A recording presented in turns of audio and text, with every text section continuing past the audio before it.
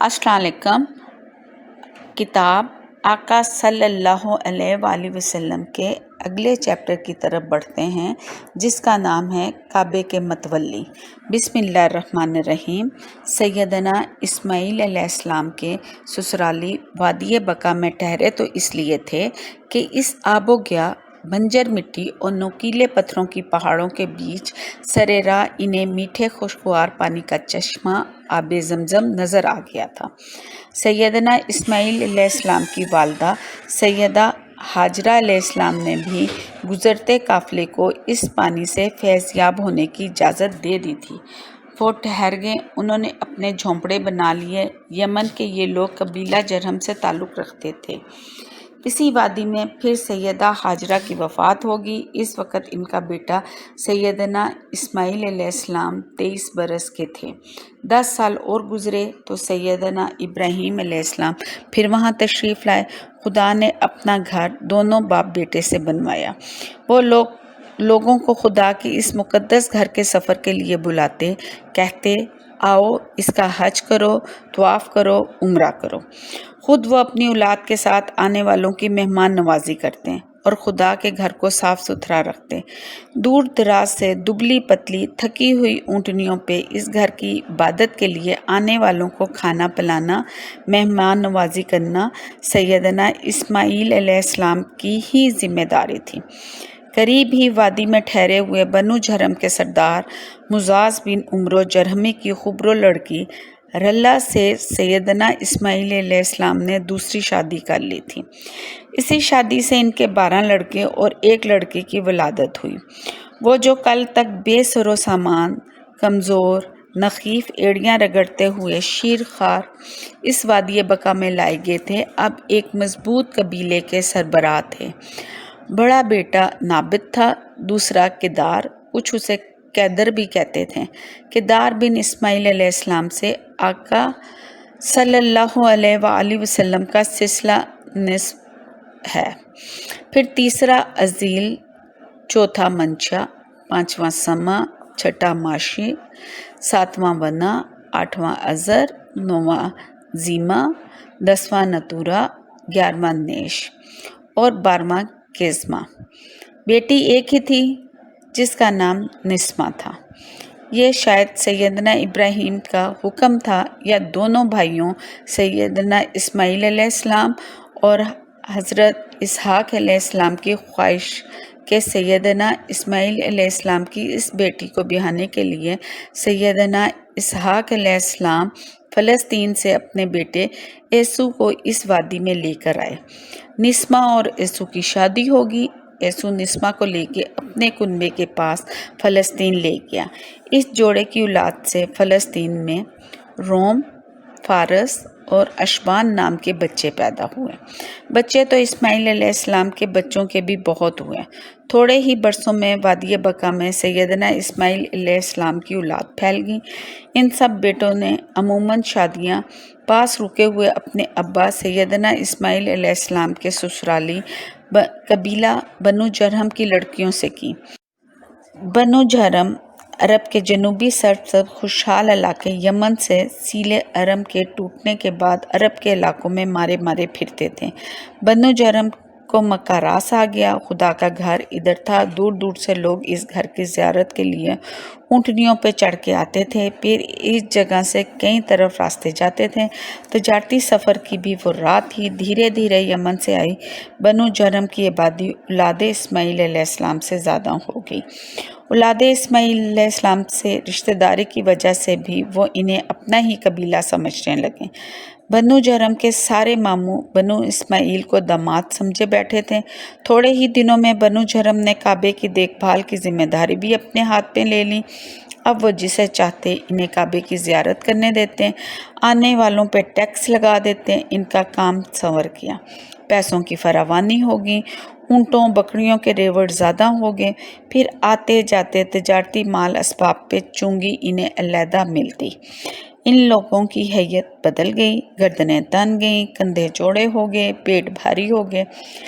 ऐसी कैफियत में शायद ही कोई सोचता हो अगर ये नेमत है तो मिली कैसे।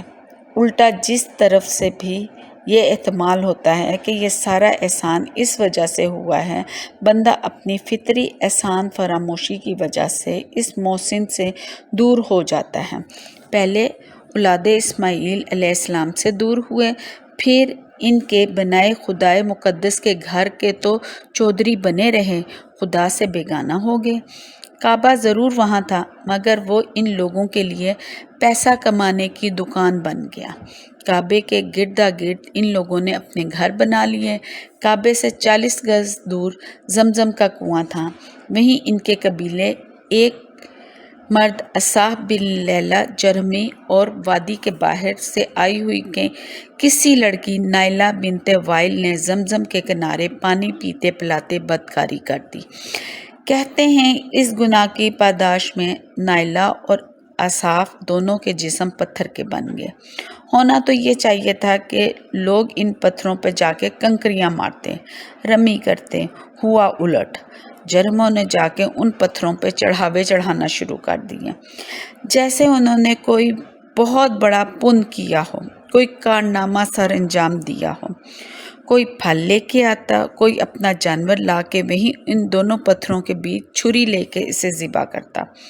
باہر سے آنے والے زائرین کے لیے بھی یہ طرفہ تماشا تھا، وہ بھی یہی کرتے جو یہاں کیا جاتا۔ الٹا ان بدکار پتھروں کی مزید عزت افزائی کے لیے انہوں نے نائلہ کو حرم کے اندر ہی خانہ خدا سے کوئی 100 گز کے فاصلے پہ صفا پہاڑ پہ جا کے رکھا کہ دور سے نظر آئے۔ اصحاب کو اٹھا کے صفا سے 204 گز دور مروہ کی چوٹی پہ جا سجایا اور ان دونوں کی پوجا پاٹ ہونے لگی۔ سال ہا سال یہ سلسلہ چلتا رہا۔ بنو خزاعہ والے بھی سیلِ ارم کے پیش نظر یمن سے سکونت ترک کر کے ادھر آئے بیٹھے تھے۔ مکہ کی وادی کے اندر تو بنو جرہم اور اہل اسماعیل تھے، اسی لیے بنو خزاعہ مکہ کی پہاڑیوں کی دہلیز مرا زہران میں آ بیٹھے۔ ہٹ کے دور بیٹھنے کی وجہ سے بھی ان کے گروہ کا نام خزاعہ پڑ گیا، ورنہ تھے وہ بھی یمن بنو قزاعہ سے۔ امکان ہے کہ مرا زہران کی طرف سے جو زائرین مکہ کے لیے آتے تو بنو جرہم کی دیکھا دیکھی بنو خزاعہ والے بھی ان سے ٹیکس وصول کرتے۔ ایک تو زائرین پہ بار پڑ گیا، دوسرا بنو جرہم والے سیخ پا ہو گئے، بھئی تم کون ہو، ہٹو جاؤ۔ بات چیت حاتم پائی تک جا پہنچی، پھر باقاعدہ لڑائی شروع ہو گئی۔ بنو جرہم والے تعداد میں کم تھے اور بنو خزاعہ زیادہ۔ رہ گئی اولاد اسماعیل، وہ خاموش رہے۔ دوسرا یوں بھی تھا کہ بنو خزاعہ مکہ کے باہر مضاف میں ہونے کی وجہ سے اندر رکے ہوئے بنو جرہم والوں کا محاصرہ کیے ہوئے تھے۔ کئی دنوں تک لڑائی ہوتی رہی، آخر بنو جرہم کو یقین ہو گیا کہ انہیں گھیر لیا گیا ہے، بچنا ہے تو نکلنا پڑے گا ورنہ سارے مار دیے جائیں گے۔ جاتے جاتے انہوں نے بد نیتی بھری شرارت سوچی، شاید انہیں یہ بھی خیال ہو کہ یہ وقتی معاملہ ہے، کچھ دنوں بعد وہ واپس پلٹ آئیں گے، اس لیے اپنا قیمتی سامان کہیں چھپا جائیں۔ قیمت تو اس سارے علاقے کی صرف خانہ خدا سے تھی۔ کعبہ پہ چڑھاوے چڑھتے تھے، کسی چڑھاوے کی کوئی آخری حد تو تھی نہیں۔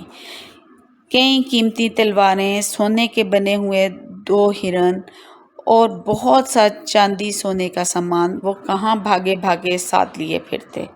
انہوں نے سوچا یہ سارا سامان یہاں کہیں کسی ایسی جگہ چھپائیں کہ کسی کی نگاہ نہ پڑے، جب پھر واپسی کی راہ ملے تو آ کر نکال لیں گے۔ یہ سوچتے سوچتے نہ جانے انہیں کیوں اصحاب اور نائلہ کے بتوں کی پرانی جگہ اور کعبہ سے کوئی 40 گز کے فاصلے پہ زمزم کا کنواں نظر آیا۔ شاید انہوں نے سوچا ہو جاتے جاتے بنو خزاعہ کو سزا دینی چاہیے تو وادی کا میٹھا مقدس پانی بھی بند کرتے جائیں۔ ساری قیمتی چیزیں انہوں نے زمزم کنویں میں ڈال دیں، اوپر سے پتھر اور مٹی ڈال ڈال کے سارا کنواں ہی بند کر دیا۔ یہ کام یقیناً انہوں نے کسی تاریک رات میں کیا ہوگا، خاص طور پہ جب دونوں فریقوں میں کعبہ کے گردا گرد بستیوں میں لڑائی ہو رہی تھی۔ لڑائی میں دونوں طرف ہم نام سردار لڑ رہے تھے۔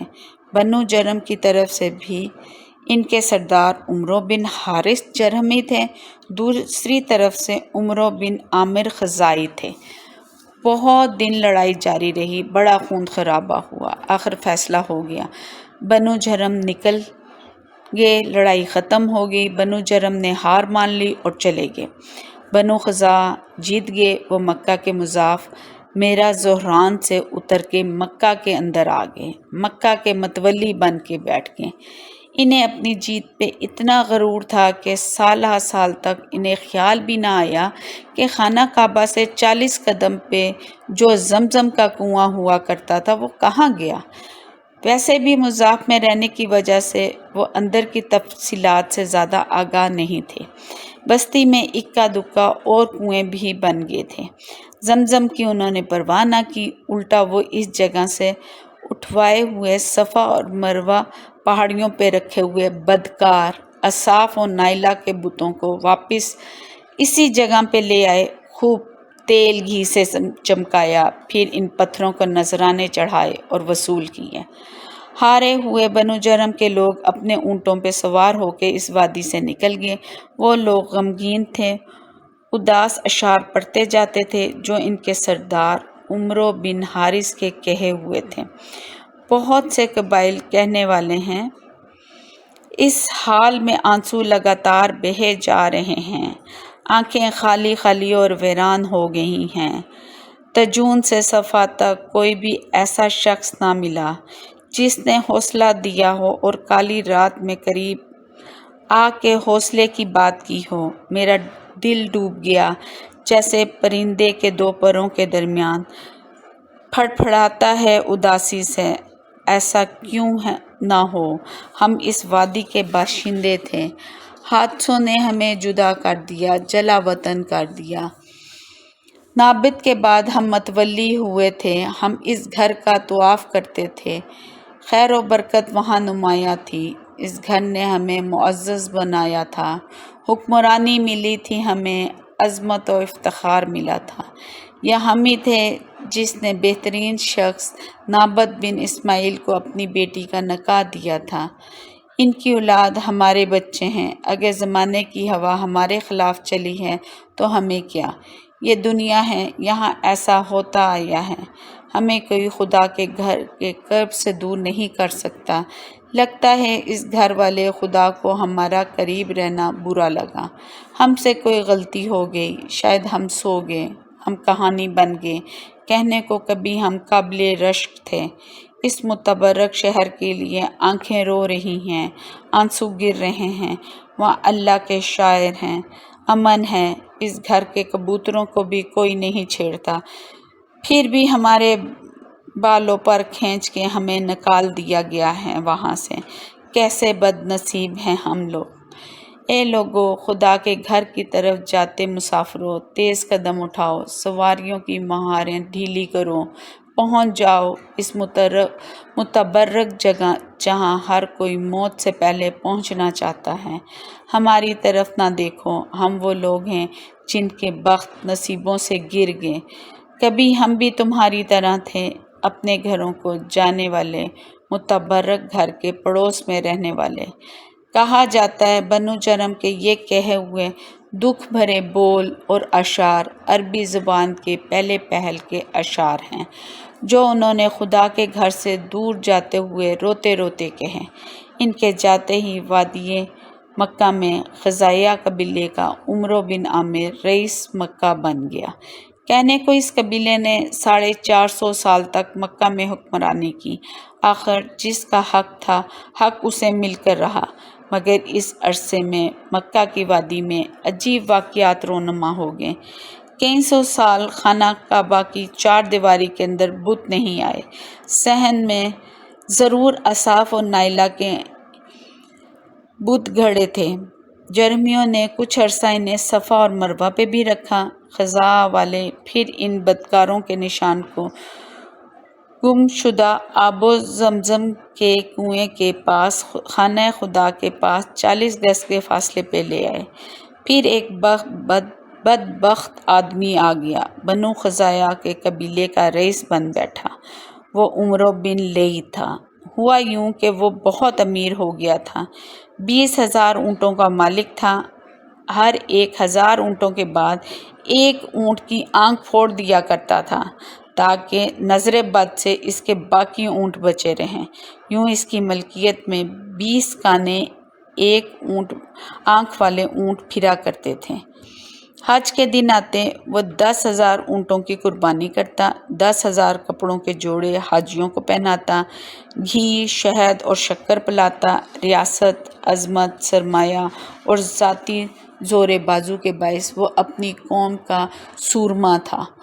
دور دراز کے علاقوں میں بڑے لمبے تجارتی قافلے لے کر سفر کیا کرتا تھا۔ ایسا ہی ایک بد نصیب سفر تھا جب وہ ایک دفعہ مکہ سے شام کے علاقے بلقا میں جا ٹھہرا۔